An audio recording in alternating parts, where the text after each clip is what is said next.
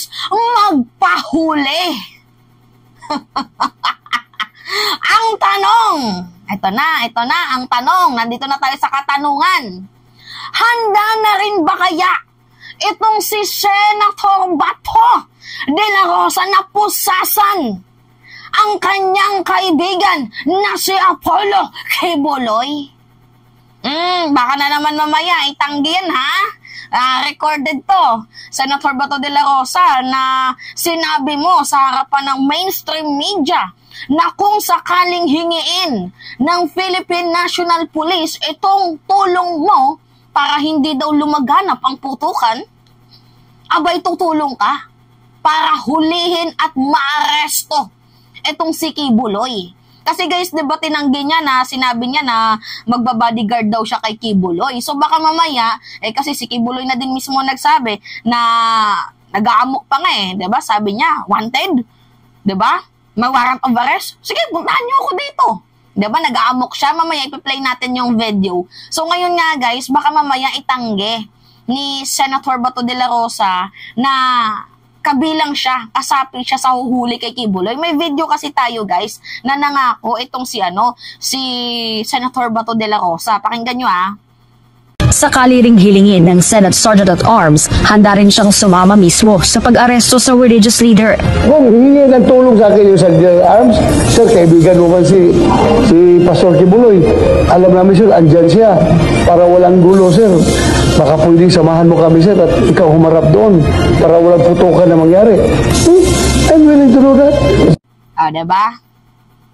Sinabi yan ni Senator Bato de la Rosa. Ngayon, ipi-play natin ulit guys yung conversation dito sa isang bishop, kasi si Kibuloy atapang tao ba, 'di ba? Nagpapakita lang siya sa social media ng kanyang mga friends, pero sa Senate, sa Kamara, takot. So ngayon, ito na nga guys, yung sinabi niya na handa na daw po siyang magpa-aresto. Pakinggan natin Hindi na ako makawa. Wanted, punta kayo dito. Rinig nyo? Wanted? Punta kayo dito. Diba, naghahamon na siya. So, willing na siyang magpa-aresto. Diba? In the first place, sinabi niya, wanted? Punta kayo dito. Diba, nag-aamok na siya. O, ano ibig sabihin nito? Diba, nahulihin nyo na daw siya kung totoong wanted siya. Diba? Patuloy. Warrant of arrest. Sure ninyo. Yan. Warrant of arrest? Sure ninyo. Sure naman talagang may warrant ba? Ikaw na lang ba tong tago ng tago Diba? Tindi, no? Tindi. At tapang tao. So ngayon, ang tanong dito, handa na rin ba itong si Senator Bato de la Rosa na arestuhin ang kanyang kaibigan? Diba? Dahil naghahamon na. Wanted? Punta kayo dito. Warrant of arrest? Sure nyo. Diba? At tapang tao naman talaga itong si Kibs. Nakakabilib ang iyong katapangan, Kibs. Diba? At tapang tao, no? Mataas pa rin ang ihi. So, bakit ko to pinlay ulit sa inyo? Kasi nga guys, 'di ba? Itong si Kibuloy masyadong mataas ang ihi at sinabi niya na din mismo na kung wanted siya, hulihin daw siya. So ngayon, naalala ko yung sinabi ni Senator Bato de la Rosa na handa daw siyang hulihin si Kibuloy if humingi daw ng tulong sa kanya ang Philippine National Police. Ngayon, kahit hindi humingi ng tulong sa iyo ang Philippine National Police, nakita mo naman, 'di ba, on the spot na nagsalita na si Kibuloy na wanted, hulihin, puntahan niyo ako. O ngayon, kahit hindi na magsalita ang PNP na humingi ng tulong, alam mo na yung dapat mong gawin as a legislator. 'Di ba? Magkusa ka na lang. Hulihin mo na pag nahuli mo yan baka sakaling mapahod pa kami sa'yo. 'Di ba? Play natin. FBI na kaya kayo. Ba't hindi rin sila pumunta dito? Hindi pwede. Kalukuhan lang yun. Para mapahiya lang ako. Halimbawa, indicted ako doon. And I have to be extradited. They have to go through the process. Foreign Affairs, POJ, Court of Appeal, Supreme Court, it will take 15 years. do that. Kung ma-extradite ako. And if I'm extradited, mas better. Kasi meron akong document dito. Talo pa rin sila doon. Ito ang hinaharap nila yun. So itong pagpapahiya sa akin, it has made the kingdom more purified, more intact, and more ideal. Kasi yung practice namin dito, yun ang gustong i-undermine ng mga rebelde. Operation Sol kasi ako lang. Pag yan na nawala ako, free for all na sila Sparta, tigagawa sa ibang organization, ibang corporation. Ipasok na natin yung para sa kanila yung 9 subsidiaries namin ng mga businesses. Construction, aviation, broadcasting, it's a failed of the devil. Revelation 12, there was war in heaven. There was war in heaven on earth. Paano natalo siya doon? Talo ba rin? Lalo na dito. Oo. Yan ang, kaya ako tumatawa ako sa mga yung mga pagpahiya nila sa akin. Like Syria, 72 pages, puro na. Pero commercial sex. Wala ko nakarinig ng commercial sex.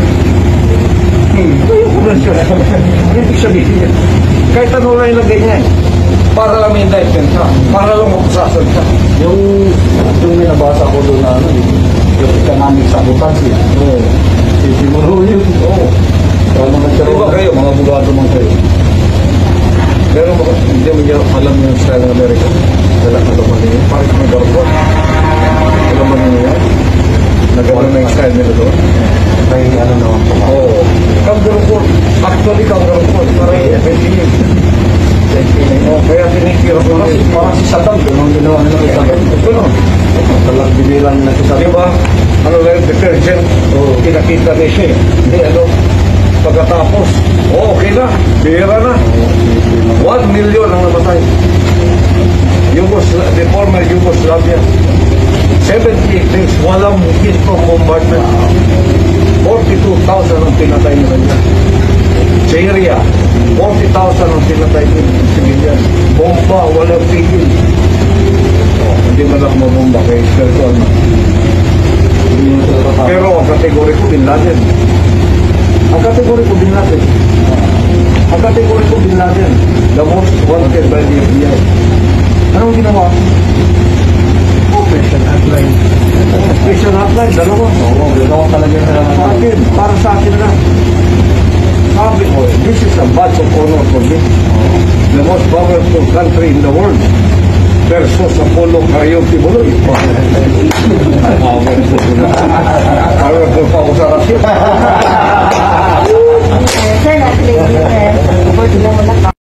Lakas din makapag-escalate ni Kibuloy, no? Una, sabi niya, kaya gusto nila akong huliin kasi yung mga properties gusto nilang i-undermine. Gusto daw kunin ng mga rebelde, which is yung tinutukoy nilang rebelde si Senator Risa Ontiveros, diba? Kasi si Senator Risa Ontiveros lang naman ang nagpupursue ng kaso na to. After niyang sabihin na yun, tingnan niyo yung nangyari sa labanan, diba? There's war in heaven on earth. Ganon-ganon. Tapos tingnan nyo yung ginawa kay Saddam. Diba? Yung ginawa kay Saddam, 1 million ang namatay dyan. 42,000. Pinagsasabi niya na. Ngayon, alam ng langit kung ano yung ibibigay sa aking laban. Diba? Yung pagkakasabi niya eh. Tingnan nyo. Even the most powerful country in this world versus Kibuloy. Ganon-ganon pa siya. Meaning to say, kahit yung pinakamalakas na bansa sa buong mundo, hindi siya matatalo. Dahil nga, nasa likod niya ang Panginoong Diyos. O ginamit niya na naman po si God. Diyos ko po. Diba? So ngayon guys, nakuha niyo yung context na itong si Kibuloy, ready to fire na din. Ready na siyang magpa-aresto. Sabi niya, kung totoo mang wanted ako, pumunta kayo dito. Arestuhin niyo ako. Diba? Siya na mismo nagsabi. Siya na mismo guys ang nagsabi. Diba? Kaya sa mga PNP dyan, especially din dito kay Senator Bato de la Rosa, na nangako na uhulihin niya daw si Kibuloy. Alam mo kung saan nagtatago si Kibuloy. Bakit hindi ka magkusa? Yan o, may sinabi na siya. Diba? Ano yung pagkakasabi niya? Wanted? Puntahan niyo ako. Diba? Ang tapang niya magsalita sa SOCMED. Tapos dito, sa Senado, hindi makaharap na may sariling chopper, may sariling private jet. Diba? Hindi makapunta sa Senate. Angas. Tapos tingnan nyo guys yung damit ni Kibuloy. Pansin nyo, lumulobo. Parang parang bulletproof. Diba? Yung damit niya parang bulletproof.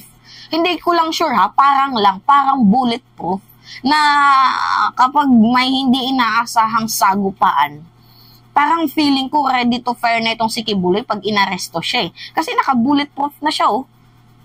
Parang naka-bulletproof na siya. So, literally, parang feeling ko, ready na din tong makipagputukan. Diba? Now anyway, let's see. Kasi hinahamon niya talaga yung gobyerno eh. Yan, tapang, hinahamon niya yung gobyerno. So, tingnan natin kung hanggang saan ang kaya niya. 'Di ba? Kung hanggang saan yung powers niya para kalabanin itong ating gobyerno. So, ngayon guys, lumantad na nga po siya. So, naghahamon. So, antay na lang natin yung galaw ng gobyerno. So, yun lamang ho guys. So, that's me again, si Mima Alicia nyo at nagbabalik ulit para sa ating panibagong video.